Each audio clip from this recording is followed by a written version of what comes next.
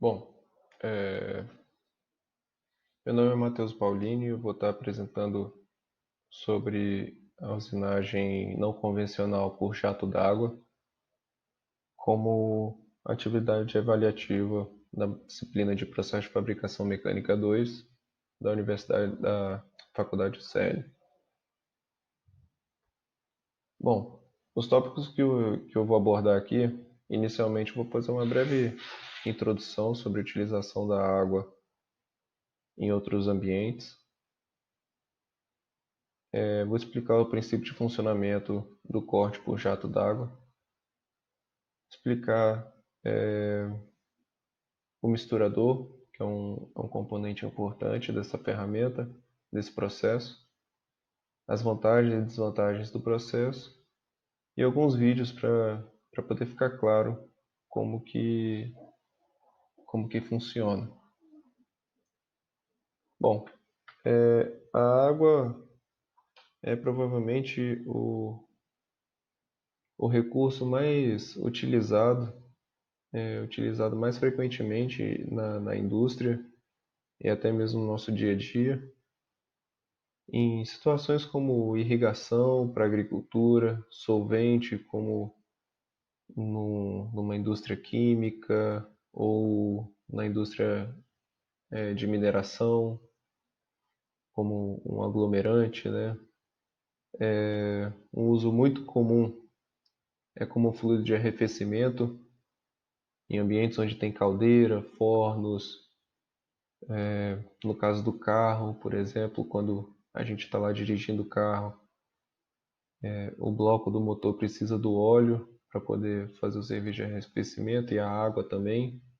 Tem um radiador que passa ali, onde esse fluido quente passa e é resfriado pelo arrasto da corrente de ar.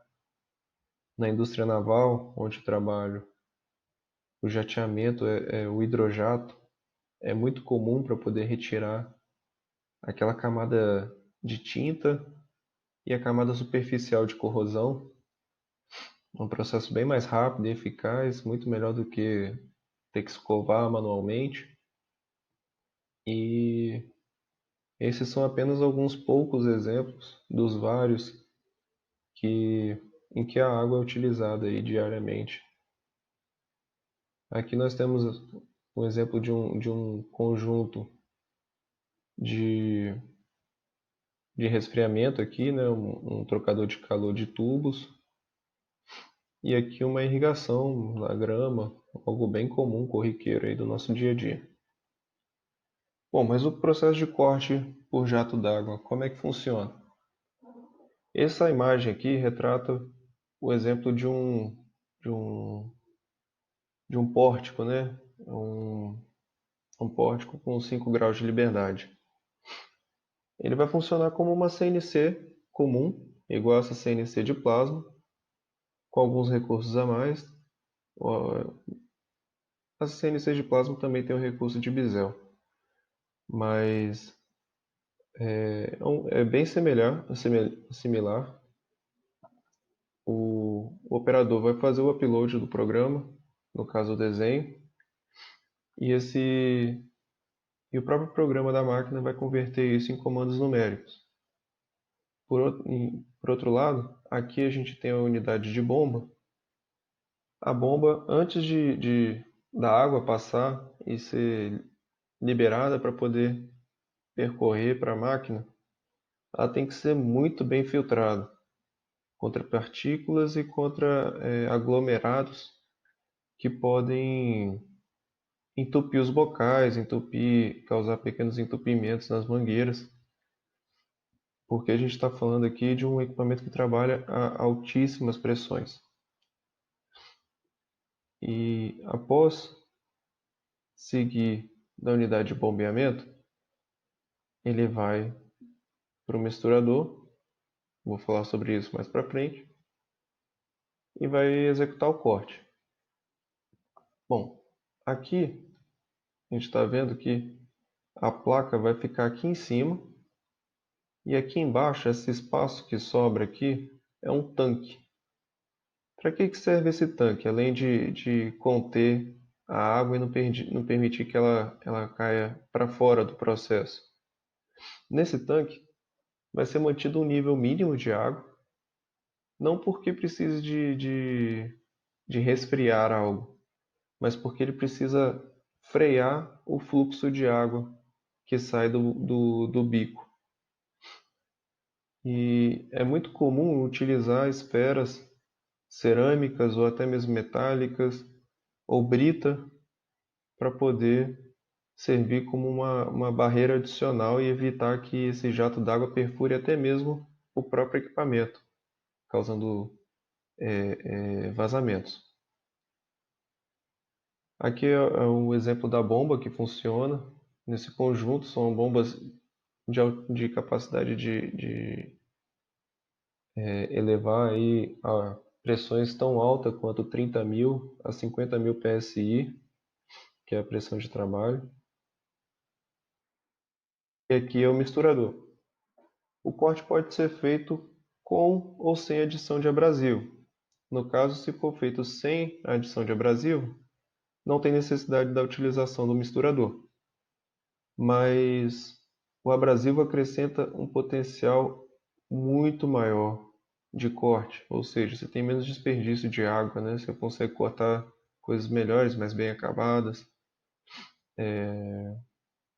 Eu li que essa melhoria da capacidade de corte pode subir mais de 1.000 vezes, melhorar em mais de 1.000 vezes a capacidade da máquina de cortar. Então, aqui basicamente, a gente vai ter aqui em cima uma válvula que vai regular o fluxo de água aqui por dentro desse canal. Essa água que está aqui pressurizada, ela vai ser forçada a passar por dentro de um tubo capilar. Nesse tubo capilar vai ser ainda adicionado Na verdade, ele não é necessariamente capilar, né? Ele é de uma espessura tão fina que chega a ser quase que um capilar.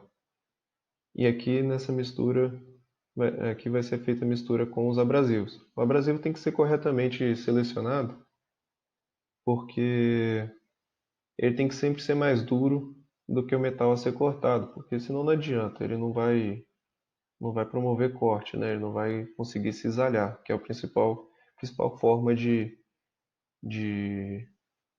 meio de corte desse processo é do cisalhamento.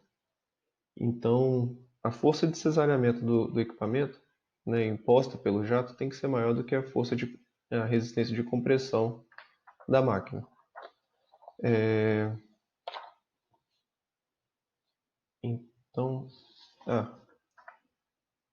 um ponto que vale ressaltar aqui é que, ao contrário do que se pensa, esse processo consegue cortar blocos tão espessos quanto 150 milímetros. É bastante expressivo isso. Um bloco de 150 milímetros de metal, eu mesmo não acreditei quando li. Mas depois eu vou passar um vídeo que vai exemplificar. E aqui a gente vai para as vantagens e desvantagens do processo. É um processo apropriado para cortes em que não pode haver aumento de temperatura, por exemplo, metais que já estão com algum tipo de tratamento térmico, embora ele não seja recomendado ser feito após têmpera. Vai ter muito problema porque está muito duro, então normalmente, por exemplo, você pega aí um aço carbono que foi temperado com estrutura cristalina martensítica, então você vai ter dificuldade para conseguir cortar esse metal. É sempre recomendado que seja feito antes. Ele é aplicável a diversos materiais, como polímeros, madeira. Eu não sei se eu citei no início do vídeo, mas esse processo foi criado em 1970 como uma alternativa para corte de madeira, justamente para evitar a delaminação. Então, é um processo vantajoso porque a madeira preserva o formato dela, né, a espessura. Além de ser ecologicamente correto, você consegue reaproveitar a água do a água que foi utilizada, filtrar aquilo, seu dejeto você consegue separar e descartar ele de forma muito muito mais controlada do que outros processos. Não gera fumo metálico, a grande vantagem é uma vantagem razoável comparada a outros processos também. Ótimo custo-benefício para cortar materiais duros e ela tem uma precisão, né, por causa da automação muito alta, uma precisão aí de 2 centésimos de milímetro. Porém, tem algumas desvantagens.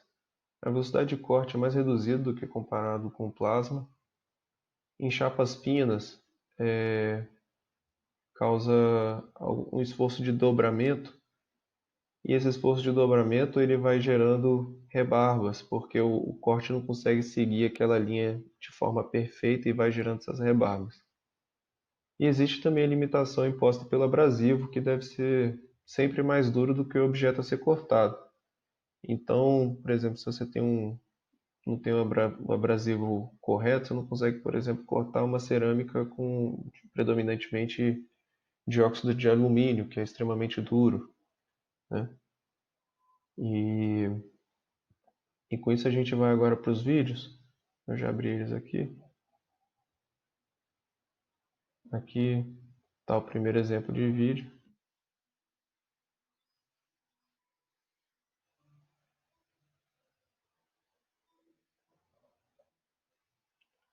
Pode ver que o bloco é bem espesso.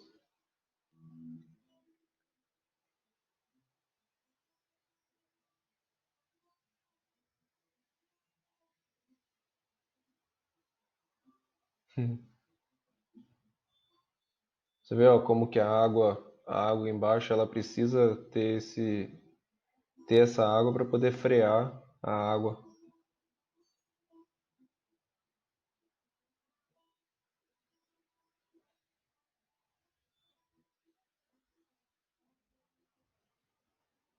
E aí aqui, ó, essa variável aqui, se ele reduzisse a espessura dos grãos abrasivos, com certeza ele iria melhorar o acabamento. E se ele reduzisse também a velocidade de corte. Porém, quanto mais fino o grão abrasivo, menor o acabamento. Então, tem esse porém que tem que ser levado em consideração. Menor é a capacidade de corte, perdão. E aí ele tem que ser levado em conta porque é uma chapa muito, um bloco grosso, né? De uma espessura grossa. Eu vou mostrar só um pedaço desse vídeo aqui também. Legal, ó, é mostrando o controle do ângulo que o bloco, que o bico é capaz de fazer. Que eu vou adiantar e mostrar a peça acabada. Aí o corte, ó, como é que é quase que cirúrgico, né? E aqui, ó, como a peça acabou de ser cortada, como ela é cortada a frio, o operador pode tirar até com a própria mão, ó. E aí saiu um rotor de algum componente rotativo aí. Beleza?